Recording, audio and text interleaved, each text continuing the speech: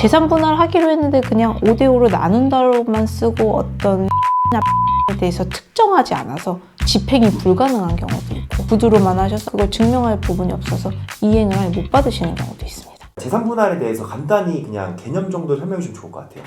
네, 어쨌든 부부가 헤어지려면 그때까지 축적한 자산을 분리해야 되잖아요. 그거를 이제 재산 분할의 대상이 뭐냐라는 걸 우선 정하고 거기에 기여도를 몇 대 몇으로 나눌 것이냐라는 걸 정하고 현실적으로 기여도에 맞춰서 뭘 주고 받을지를 정리하는 게 재산 분할이라고 보시면 됩니다. 그 다음에는 친권인데요. 친권이랑 양육권이 어떻게 달라요? 양육권은 누가 키울지에 걸린 거고 친권은 이 미성년 자녀의 법적인 보호자로서의 권리라고 생각하시면 됩니다. 예를 들어서 현실적으로 수술을 할 때 사인한다던가 전학 가거나 출국할 때 동의한다던가 아이 이름으로 핸드폰 개통할 때 동의를 해준다던가 이런 부분의 거소지정권이라든지 이런 걸로 생각하시면 좋습니다. 법적인 약간 효력? 약간 서류에 들어가는 그런 효력이 약간 친권에 가까운 의미이고 네. 양육권 전반적으로 이 친구를 내가 키운다 약간 이런 의미인 네, 거죠? 맞습니다. 그래서 옛날에는 친권은 공동친권하고 양육권은 뭐 엄마가 이렇게 하시는 경우가 많은데 소송으로 갔을 때는 친권 양육권이 한쪽으로 판단됩니다. 아빠가 친권 양육권은 같든 엄마가 친권 양육권은 같든. 예. 왜냐면 공동친권 하시는 경우가 합의혼에서 종종 있는데 저는 자녀를 위해서 권고를 해드리진 않거든요. 왜냐면 따로 사는데 뭔가 사인해야 될 서류가 생겼을 때 아빠가 매번 가서 사인을 할 수 있을까요? 그래서 그게 사실은 아이의 권리에 반하는 경우가 많이 생겨서 친권 양육권 한쪽에서 가져가시는 게 맞습니다. 약간 이건 조금 다른 케이스이긴 한데 사실 저희 집도 이제 부모님이 이혼을 하셨는데 웃긴 것 중에 하나가 집에 인터넷이 아버지 걸로 돼 있어요. 그래서 인터넷을 끊고 싶은데 끊으려면 아버지가 어떻게 뭐 해야 동의를 되더라고요. 해주셔야 네, 맞아요. 그거를 저희가 그 부모님이 이혼하신 지가 벌써 13년이 지났는데 이번에 끊으신대요. 그러니까 실제 이렇게 따로 사시면서 뭔가 서류 사인해주고 하는 게 정말 쉽지가 않습니다. 그렇죠. 그리고 약간 또 네. 여러 번 와야 되고 또 번거롭고 맞습니다. 하잖아요. 네. 이런 인터넷 하나도 끊는 게 굉장히 번거로운데 친권은 또 어떻게 써요? 공동친권 불편합니다. 네. 그리고 그 불편한 거는 아이가 감수해야 되기 때문에 저는 절대로 권고해드리지 않습니다. 그 아빠 입장에서 공동친권 안 했을 때 걱정하시는 많은 부분이 저 몰래 성을 바꾸면 어떡해요? 라는 걸 굉장히 많이 걱정하시거든요. 아니면 호적에서 파가면 어떡해요? 라고 걱정하시는데 그럴 리 없습니다. 왜냐하면 이제 성분 변경 신청을 할 때 엄마가 친권자여도 아빠 친부한테 동의를 물어봅니다. 법원에서. 그래서 걱정 안 하셔도 되고요. 그리고 호적에서 파간다는 개념 없습니다. 가족관계 등록부를 개편해서 엄마가 친권 갖고 있어도 아빠 가족관계 증명서 떼면 자녀들 나옵니다. 걱정하지 않으셔도 됩니다. 양육비는 그러면은 보통 누가 누구한테 지급을 하고 얼마 정도를 지급하는지가 대략적으로 궁금해요. 일단 비양육자가 양육자한테 지급을 하고요. 그리고 표준양육비 산정 기준표에 부모의 소득을 합산한 금액 대비해서 몇 대 몇으로 계산하는 룰이 있어요. 그래서 그거대로 권고를 하게 됩니다. 만약에 근데 비양육자인데 내가 소득이 그 표보다 낮으면은 지급을 하지 않는 경우도 있겠네요. 아니에요. 최소여도 금액을 지급해야 되는 게 있습니다. 의무가 있는데. 예, 맞습니다. 예. 제가 비양육자인데 제가 뭐 한 달에 한 300만 원을 번다고 쳐요. 근데 양육자인 제 배우자가 엄청 많이 버는 거예요. 막 떼돈을 벌어요. 그래도 줘야 돼요? 줘야 됩니다. 하지만 내가 줘야 되는 포션이 미미해집니다. 예, 하지만 해야 되는 의무는 기본적으로 있습니다. 그래도 형식적으로라도 의무를 다 해야 된다? 네, 맞습니다. 저희 위자료는 이혼 사유랑 같이 한번 이야기를 해보면 좋을 것 같아요. 이혼 소송까지 가는 경우는 감정이 안 좋아서 보통 위자료를 청구하는 게 일반적이고요. 이혼 사유가 뭔지에 따라서 이 위자료가 발생할 수도 있고 안 할 수도 있습니다.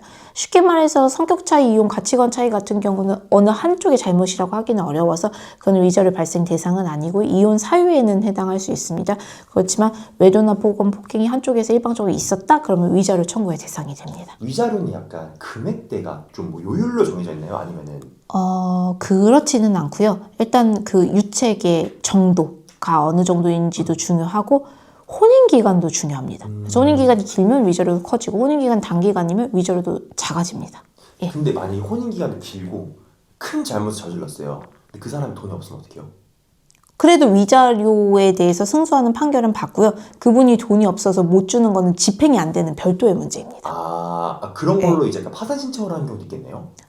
근데 사실 위자료는 불법 행위에 대한 성격이어서 파산한다고 면책되지는 않아요. 회생이나 파산 간다고 해서 이게 뭐 금융권 부채 같은 게 아니잖아요. 그럼 네. 약간 뭐 사정에 따라서 좀 분납을 할 수는 있어도 이 면책이 될 수는 없다. 네. 근데 사실은 만약에 남편분 재산이 0원이다. 그럼 집행할 게 없어서 이제 집행하지 못하는 판결이 될 수는 있습니다. 집행하지 못하는 네. 판결이 될 수는 예. 있군요. 예.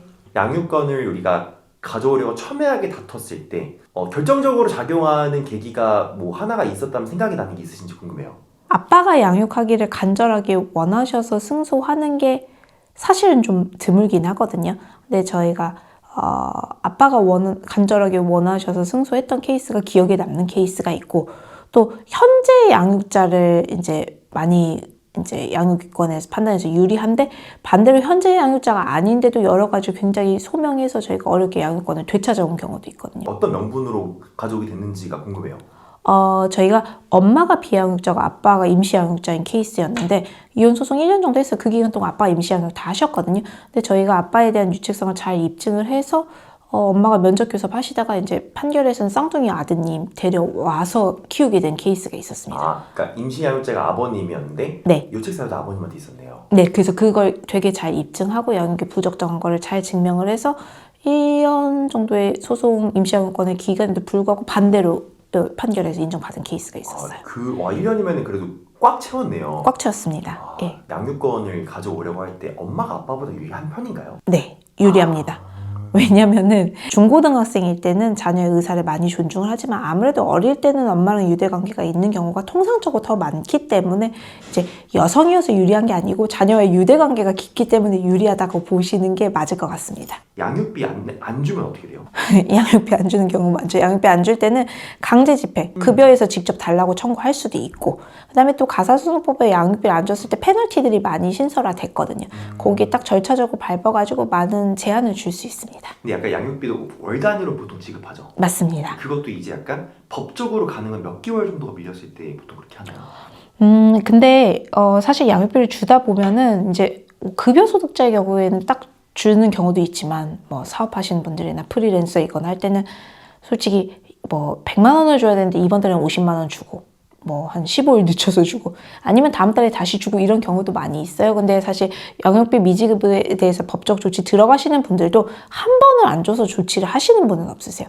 3번, 4번 계속 요청하고 했는데도 반복되는 경우에 보통 법적 조치가 들어갑니다. 위자료랑 재산 분할이 좀 헷갈려 할 것 같아요. 네, 되게 많이 헷갈려 하시는데 별개입니다. 그러니까 위자료는 잘못한 분이 다른 배우자한테 그 유책에 대해서 금전적으로 보상하는 금액이고, 재산은 그거와 별도로 이제 여기에 대한 기여도를 판단을 해서 현재 있는 재산을 나누는 거니까 완전히 다른 카테고리입니다.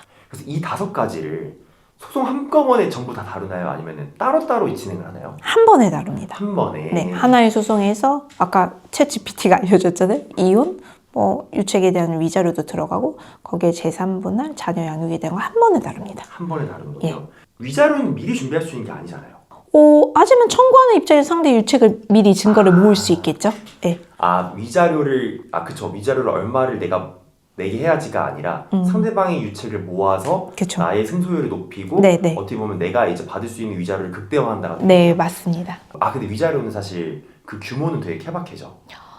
근데 사실 아직 뭐 한국 법원의 위자료가 그렇게 현실화되지 않아서 진짜 많은 경우도 뭐 3천에서 한 5천 사이 정도로 나오는 경우가 많습니다. 만약에 협의 이혼을 한다고 했을 때 재판까지 아직 소송까지는 잘 모르겠는데 변호사님을 안 찾아가고 셀프로 하다가 좀 잘못 서류에다가 써가지고 좀 불리해지는 경우도 있을 것 같아요.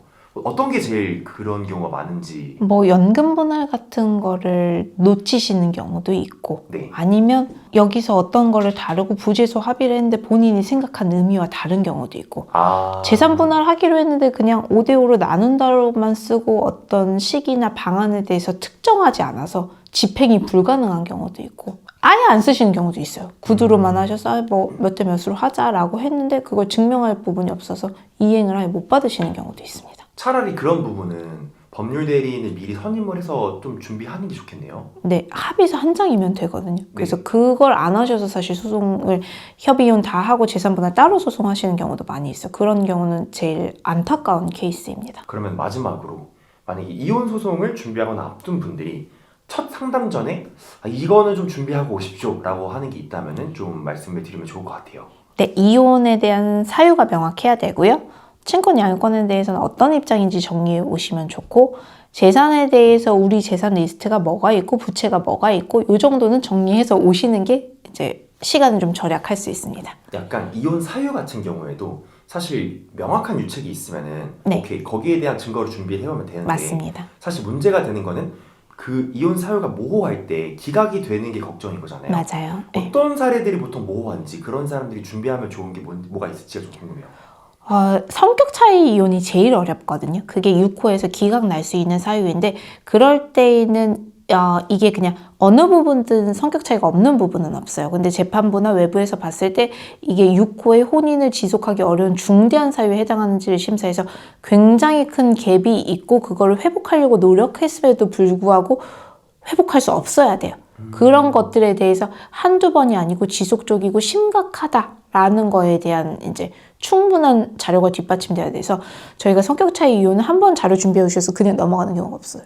보고 더 준비해 오세요. 어떤 부분은 더 준비하세요. 라고 해서 굉장히 전략을 잘 세우셔야 되는 이혼입니다. 성격 차이 이혼은 사실 어떻게 보면은 감정이 안 좋은 상태로 올 텐데 네. 감정이 안 좋은 사람들은 보통 증거 수집을 못 하더라고요. 말씀만 하는 경우가 많으세요. 그냥 네. 죽는 소리만 하고 네, 뭔가 예, 그거를 증거를 맞습니다. 수집을 해야 되는데 네. 자기도 약간 회피를 하고 싶은 네, 거죠. 예. 그래서 그거를 내가 고통스럽다면은 얼마나 왜 그러니까 약간 육하원칙에 의거해서 최대한 자세히 준비를 하고 오시는 게 네. 오히려 더 빠른 이혼을 준비를 할 수 있게 된다. 네, 맞습니다. 오늘은 그래서 이혼 소송 전에 필수로 알아야 할 5가지 재산 분할, 친권 양육권, 양육비 위자료에 대해서 알아봤고요. 이 영상을 보시다가 궁금한 부분이 있으신 분들께서 댓글을 달아주시면 저희가 다음 영상에서 한번 주제로 다뤄보도록 하겠습니다. 네, 알겠습니다. 변호사님 오늘 감사합니다. 감사합니다.